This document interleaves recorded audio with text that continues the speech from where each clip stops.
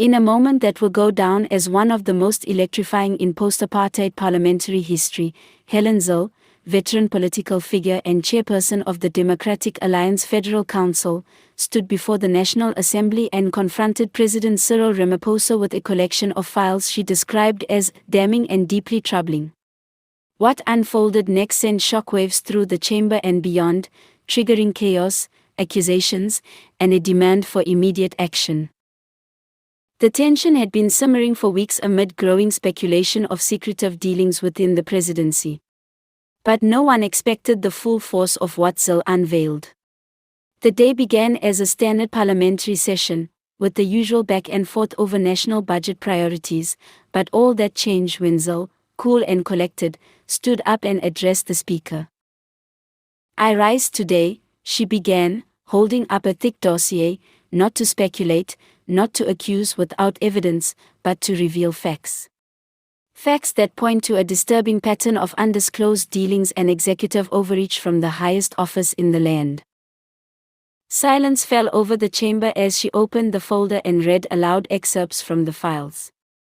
The documents, allegedly leaked by a whistleblower from within the presidency, included internal memos, financial authorizations, and minutes of undisclosed meetings between the president's aides and representatives of private sector interests, some international.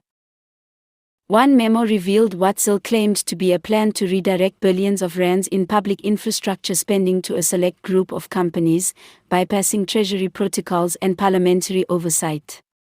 Another file suggested the establishment of a private advisory panel working directly with the president on national procurement decisions, without any official record or constitutional mandate. These are not rumors. These are not recycled conspiracy theories. These are internal communications from within the presidency itself, Zille declared. And if they are what they appear to be, then President Ramaphosa owes this House, and this country, an explanation. Parliamentary chaos. ANC MPs erupted in fury, shouting across the floor, accusing Zille of fabricating evidence and attempting a political ambush. Some demanded that the documents be ruled inadmissible. Others shouted for her immediate removal from the chamber. The speaker struggled to maintain order as multiple parties began to clash. The EFF, IFP, and ACDP members backed Zille's call for an urgent independent inquiry, with some members standing and demanding that the president respond to the allegations on the spot. Ramaphosa, seated calmly throughout, did not respond during the session, only exchanging hushed words with advisers nearby. His silence only fueled further outrage from opposition benches. Outside Parliament, the public response was just as dramatic.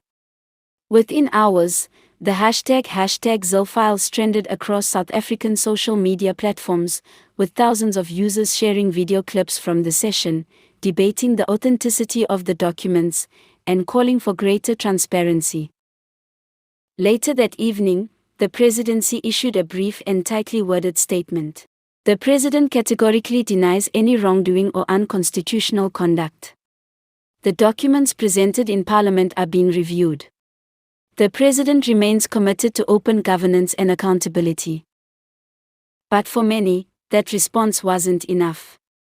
Civil society organizations and legal watchdogs began issuing their own statements, calling for a full forensic investigation into the files presented by Zille, while others demanded that Parliament establish a special committee to determine whether Ramaphosa violated any constitutional duties. This is not just about politics. This is about principle. If we allow these kinds of actions to go unchecked, then we betray everything our Constitution stands for. No leader, no matter how popular, is above the law. The political fallout is still unfolding.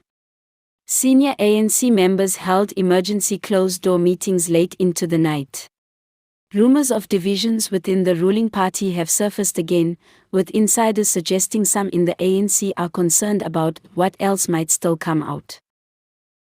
Meanwhile, the DA has formally submitted a request for an urgent multi-party parliamentary inquiry, and there is already talk among opposition parties of preparing a motion of no confidence should the evidence be verified.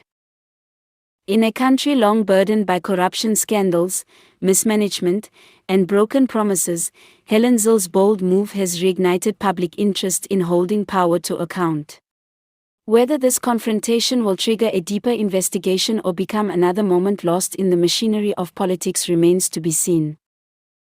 But one thing is certain, Parliament will never forget the day it erupted, not in protest, but in pursuit of truth.